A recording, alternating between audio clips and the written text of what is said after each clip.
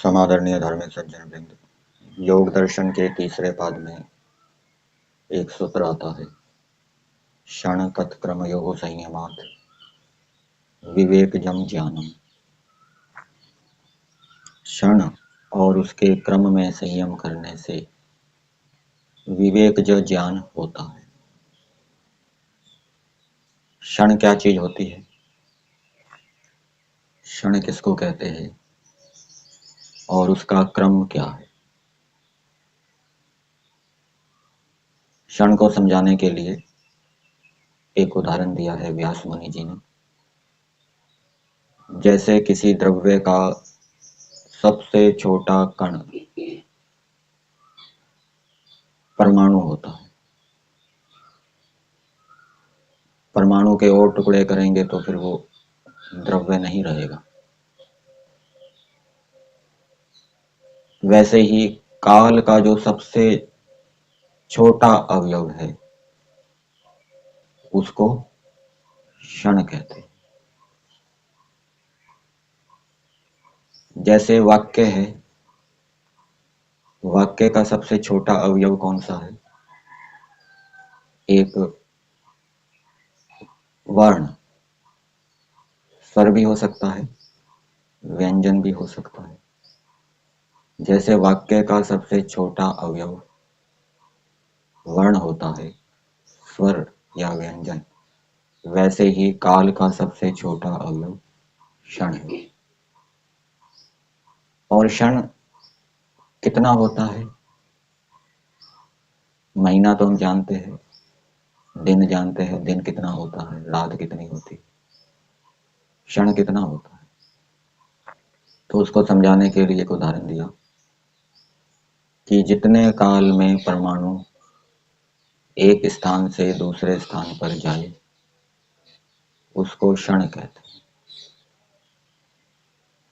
और एक क्षण के बाद दूसरा क्षण, फिर तीसरा क्षण, पहला क्षण नहीं रहा, फिर दूसरा क्षण आया, दूसरा क्षण भी नहीं आया, नहीं रहा, फिर तीसरा क्षण आया। इस प्रकार से ये जो क्षणों का प्रवाह चलता रहता है, इसको क्रम कहते हैं और समूह रूप में उसको काल कहते हैं। अनेक क्षणों के समूह को क्या कहेंगे? अनेक क्षणों के समाहार को काल कहते हैं। मिनट, घंटा, दिन, रात आदि। और ये जो अनेक क्षणों का समाहार है, समूह है, ये बौद्धिक है, बुद्धि में हमने किया है, वस्तु रूप नहीं। जैसे घड़ा बनाया जाता है, घड़े को बनाने के लिए मिट्टी के अनेक अवयवों को इकट्ठा किया जाता है, मिलाया जाता है। घड़े में सब मिट्टी के अवयव एक साथ रहते हैं। वैसे ये जो काल है, मिनट, घंटा, दिन, रात आदि, इसमें काल के अवयव जो क्षण हैं वो एक साथ नहीं रहते। जैसे घड़े के अंदर मिट्टी के अवयव, मिट्टी के कण एक साथ रहते हैं, एक ही समय में अनेक मिट्टी के अवयव विद्यमान रहते हैं। वैसे काल में काल के अनेक अवयव एक ही समय में विद्यमान नहीं रहते। और बताया कि ये जो काल है ये अज्ञानी लोगों को वस्तु के रूप में लगता है, परंतु वास्तव में ये वस्तु नहीं है। जैसे घड़ा है, घड़ा अनेक अवयवों का समुदाय है, संघात है, वस्तु रूप है। वैसे क्षण भी यद्यपि भौतिक समूह है लेकिन वस्तु रूप नहीं है। अनेक क्षण मिलके काल को बनाते हो, ऐसा नहीं। तो ये वस्तु रूप नहीं है, वस्तु रूप इसको लगता है, ये माना जाता है अज्ञानी लोगों के द्वारा। इसको विकल्प वृत्ति कहते हैं। विकल्प वृत्ति के लिए क्या सूत्र आता है? शब्द ज्ञानानुपाति वस्तु शून्यो विकल्प। हमारे मन के अंदर 5 प्रकार की वृत्तियां उत्पन्न होती है। प्रमाण, विपर्य, विकल्प, निद्रा और स्मृति, 5 विभाग किया गया है ऋषियों के द्वारा। इसमें एक विकल्प वृत्ति है। विकल्प वृत्ति क्या है? शब्द तो हो लेकिन उसका अर्थ ना हो, वस्तु ना हो। जैसे आकाश का फूल, आकाश का फूल शब्द तो है लेकिन कोई वस्तु नहीं है, अर्थ नहीं है।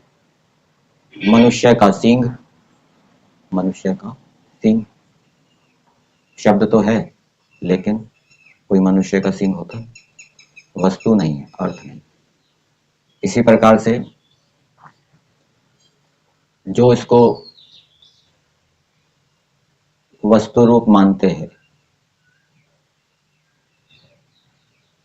और वस्तु रूप मानकर व्यवहार करते हैं, और दूसरे हैं वो उसको वस्तु रूप नहीं मानते, ठीक है, इसको वस्तु रूप नहीं मानते। अज्ञानी लोग काल को वस्तु रूप मानते हैं और ज्ञानी लोग काल को वस्तु रूप नहीं मानते। तो किनके मन में विकल्प वृत्ति होगी? ज्ञानी लोगों के मन में विकल्प वृत्ति होगी या अज्ञानी लोगों के मन में विकल्प वृत्ति होगी? शब्द तो है लेकिन अर्थ नहीं है। तो जो ज्ञानी लोग हैं उनके मन में, जो कि काल को वस्तु रूप नहीं मानते, उनके मन में क्या है? विकल्प वृत्ति होगी। लेकिन जो अज्ञानी लोग इसको वस्तु रूप मान रहे हैं, काल को वस्तु नहीं है लेकिन वस्तु रूप मान रहे हैं, ये विकल्प वृत्ति नहीं है। ये कौन सी वृत्ति है? ये विपर्य वृत्ति है, ये मिथ्या ज्ञान है। जो वस्तु रूप नहीं है उसको वस्तु रूप माना जा रहा है। तो अज्ञानी लोगों के मन में काल के विषय में, जो कि काल को वस्तु रूप मान रहे हैं, वो विपर्य वृत्ति है, मिथ्या ज्ञान है। और ज्ञानी लोग जो इसको वस्तु रूप नहीं मानते, भौतिक समाहार मानते हैं, उनके मन में काल के विषय में कौन सी वृत्ति होगी? विकल्प वृत्ति होगी।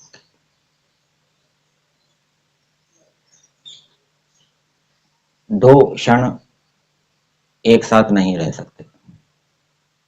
क्यों नहीं रह सकते? क्योंकि एक समय में एक ही क्षण होता है, पहले वाला क्षण नष्ट हो जाता है। और जितनी भी क्रियाएं होती है वो वर्तमान क्षण में ही होती है। जितने भी बदलाव होते हैं वो वर्तमान में होते हैं। तो सूत्र में क्या बताया? क्षण और उसके क्रम में संयम करने से। क्रम का क्या अर्थ बताया? एक क्षण के बाद दूसरा क्षण, दूसरे क्षण के बाद तीसरा क्षण, ये जो आते जाते हैं इसको क्रम कहते हैं। इसमें संयम करने से विवेक जो ज्ञान हो जाता है। अमुक व्यक्ति की क्या आयु है, ये इस संयम से बताया जाता है। व्यक्ति जान लेता है कि इस व्यक्ति की कितनी आयु है, ये वस्तु कितनी पुरानी है, वो इसमें संयम करने से जान लेता है। और इस संयम का उपयोग विवेक ख्याति में भी बताया गया है। आत्मा और मन दोनों अलग अलग हैं, दोनों में भेद है। आत्मा अपरिणामी है, आत्मा में कोई परिवर्तन नहीं होता। मन परिणामी है, मन में परिवर्तन होता है। तो ये इस संयम से ये पता लग जाता है कि मन परिवर्तनशील है, आत्मा अपरिवर्तनशील है। इसलिए मन अनित्य है, आत्मा नित्य है, दोनों में भेद है। क्योंकि जितना भी बदलाव होता है, जितना भी परिवर्तन होता है, जितना भी परिणाम होता है, वो वर्तमान क्षण में होता है। फिर इससे अगला एक सूत्र आता है, इसी से संबद्ध है। जाति लक्षण देशहि अन्यथा अनवच्छेदात् तुल्ययोस् ततः प्रतिपत्ति। दो वस्तुएं रखी हुई है, वो दोनों अलग अलग हैं, वो कैसे पता लगेगा? एक तो जाति से पता लगेगा। एक गाय है, एक भैंस है। दोनों अलग अलग है। कैसे पता लगा? जाति से पता लगा, दोनों की जाति अलग है। लेकिन जाति अलग नहीं है, दोनों एक ही जाति की हैं, तो फिर कैसे पता लगेगा? दोनों में भेद कैसे पता लगेगा? दो गायें खड़ी हैं, दोनों अलग अलग हैं, वो कैसे पता लगेगा भेद? भेद कैसे पता लगेगा? लक्षण से पता लगेगा। एक काले रंग की है, एक भूरे रंग की है, तो रंग से पता लग जाएगा। एक के सींग हैं, एक के सींग नहीं है, बहुत छोटे हैं, इससे पता लग जाएगा, लक्षण से भेद पता लग जाएगा दो गायों का। और मान लीजिए दोनों गायें बिल्कुल एक जैसी है, जैसे जुड़वा बच्चे होते हैं, बिल्कुल बिल्कुल मिलती हैं, और दोनों साथ साथ खड़ी हैं, और दोनों अलग अलग हैं, ये कैसे पता लगेगा? कैसे पता लगेगा? देश से, क्योंकि वो अलग अलग स्थान पर खड़ी है। एक अलग स्थान पर खड़ी है, दूसरी अलग स्थान पर खड़ी है, तो देश भेद से पता लगेगा कि ये दोनों गायें अलग अलग हैं। अब मान लीजिए जो दो गायें बिल्कुल एक जैसी हैं, मान लीजिए उनको देखने वाला व्यक्ति का मन कहीं और चला गया, ध्यान और कहीं चला गया, कहीं और देखने लग गया, और इसी बीच में किसी ने दोनों का स्थान बदल दिया, दोनों गायों का।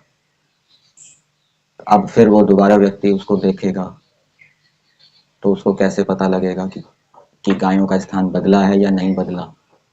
कैसे पता लगेगा?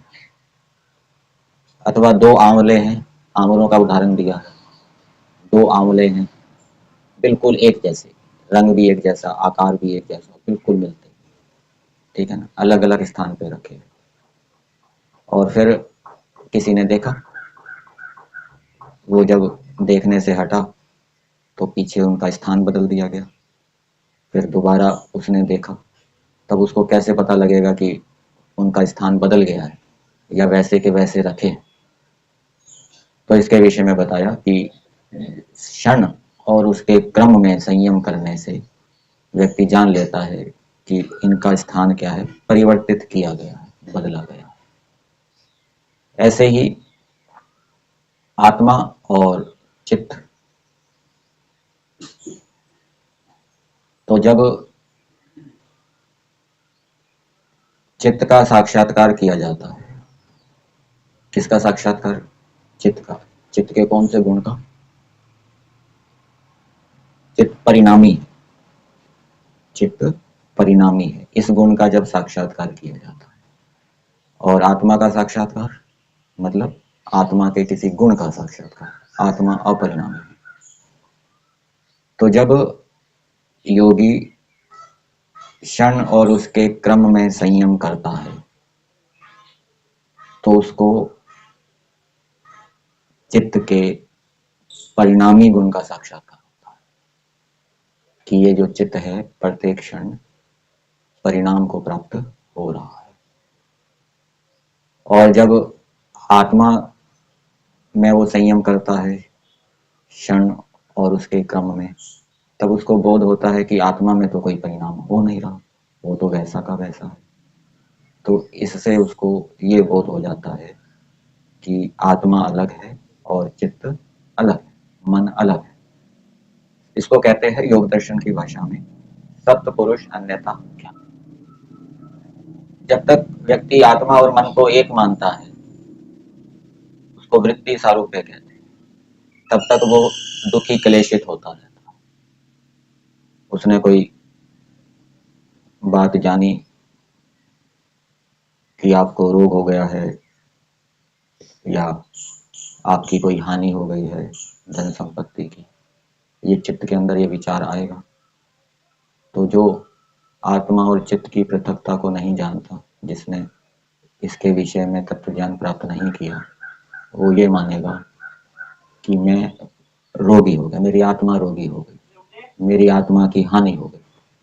अथवा किसी को लाभ हो गया तो वो ये मानेगा, वो आत्मा और चित्त को तो एक ही मान रहा है, तो वो ये मानेगा मैं आत्मा बढ़ गया, आत्मा का लाभ हो गया। तो वो प्रसन्न होता रहेगा, दुखी होता रहेगा। लेकिन जिनको ये बोध हो जाएगा कि चित्त अलग है, आत्मा अलग है, तो वो हानि होने पर दुखी नहीं होगा, कि आत्मा की क्या हानि हुई। आत्मा की तो कोई हानि हुई नहीं, आत्मा तो नित्य है और परिणामी है। हानि तो बाहर हुई है, शरीर की हुई है, धन संपत्ति की हुई है। तो ये लाभ होता है किससे? जब व्यक्ति मन और आत्मा को पृथक रूप में तत्व ज्ञान के स्तर पर जान लेता है, शाब्दिक स्तर पर। इसलिए प्रतिदिन हम जो उपासना के समय चिंतन आदि करते हैं, उसमें ये भी एक बिंदु रहता है, जो उपासना की सज्जा की जाती है अथवा ईश्वर जी प्रकृति का चिंतन किया जाता है, तो उसमें ये भी एक बिंदु रहता है, आत्मा का चिंतन, चित्त का चिंतन। चित्त अलग है, जड़ है, मैं आत्मा इससे पृथक हूँ, ठीक है ना। तो ये जो प्रतिदिन चिंतन यदि हम करेंगे इस रूप में कि मैं आत्मा अजर हूँ, अमर हूँ, अविनाशी हूँ, मेरे में कोई परिवर्तन नहीं होता, मैं घटता बढ़ता नहीं हूँ, ये जितना भी परिवर्तन होता है मन में होता है, शरीर में होता है, बाहर के संसार के पदार्थों में होता है, तो धीरे धीरे इसकी आवृत्ति करते रहने से और व्यवहार भी यदि शुद्ध है, योगाभ्यास से युक्त है, धर्म से युक्त है, तो ज्ञान उद्भुत होता रहता है और फिर उसकी स्थिति सम हो जाती है, फिर वो सांसारिक घटनाओं से प्रभावित नहीं होता। तो ये भी एक चिंतन का विषय बनाना चाहिए, जो नहीं बनाते।